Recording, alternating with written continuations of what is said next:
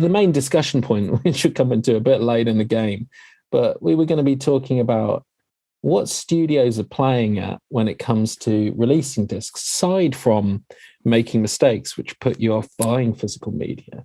There's a lot going on in the release schedule and the formats that studios release. So Marvel and Disney, the last few Marvel films, including today's Eternals 4K. I say today, a couple of days ago when this goes, but Eternals 4K this week has already been out on Disney. I do not understand why anyone would pick that. Maybe Shang-Chi, but Shang-Chi, The Last Duel or Eternals would pick up that physical disc unless they absolutely loved the film and needed it. That's the only reason I'd pick up anything. Yeah, yes, which is a fair point. But if you're maybe a collector and you like the film a lot and you wanted to own it, you want to have that big row of... Yeah, you could see yourself picking it up, but it makes it very hard if you get to watch it for free. I say free, you've obviously paid for a subscription, but it's come at no additional cost to that subscription. In IMAX enhanced.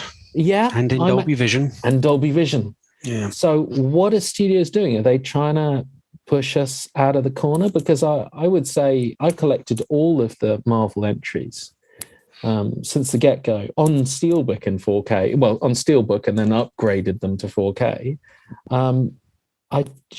This seems little reason, and it's Eternals that made me really, really question it. Like everybody's favorite Marvel movie. Yeah, really. But they're giving it to me for free. I mean, if they'd given it on the Disney platform for a premium, then released it on disc, and then released it for free on Disney, I could understand the logic. But it's coming to a disc and it doesn't have Dolby Vision, and we'll get into why that may or may not matter, but it doesn't have Dolby Vision and it doesn't have any option for the IMAX enhancement.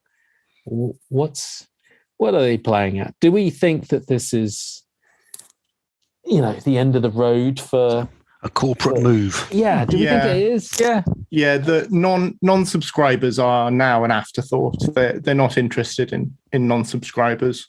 So they will release the disc because they'll get some they'll get some revenue off it based on people who aren't subscribed to Disney Plus, but who still want the movies, which I don't know that there could be that many. Like, if you're a Marvel nut, then you are probably subscribed to Disney Plus.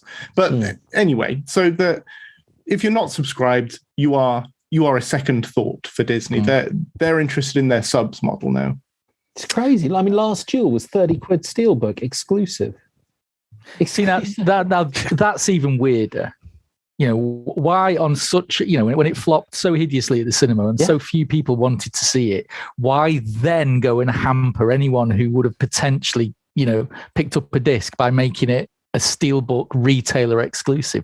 That to me shows that, there's a move going on here from Disney, I think. I mean, sometimes I think, we are quite rarefied, shall we say, us AV nuts, because I know so many people who don't subscribe to half the streaming services, whose broadband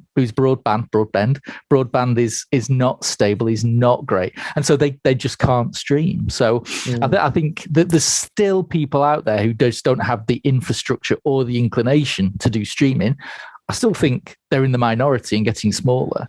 But I do think that this moment in time, we'll still get the discs. I think, sadly, some of the studios, Disney is one of them, will make the least amount of effort in getting the discs out there.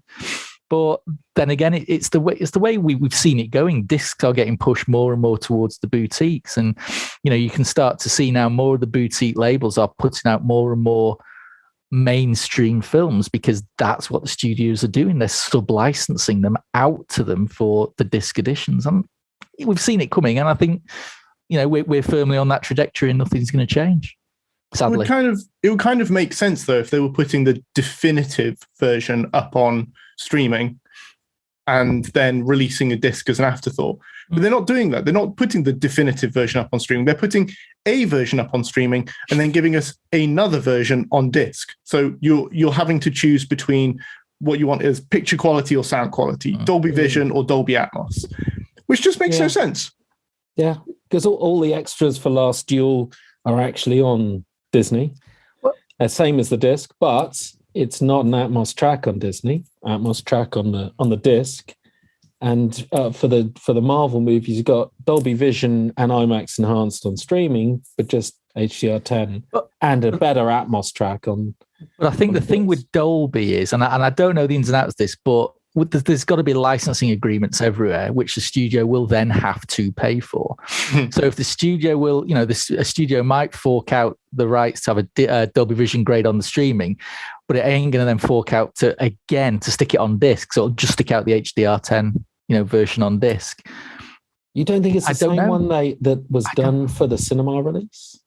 I don't know how it works. I'm sure in terms of a grade, but it's this application of the license to use the dynamic metadata and stuff like that. So who knows? I don't know.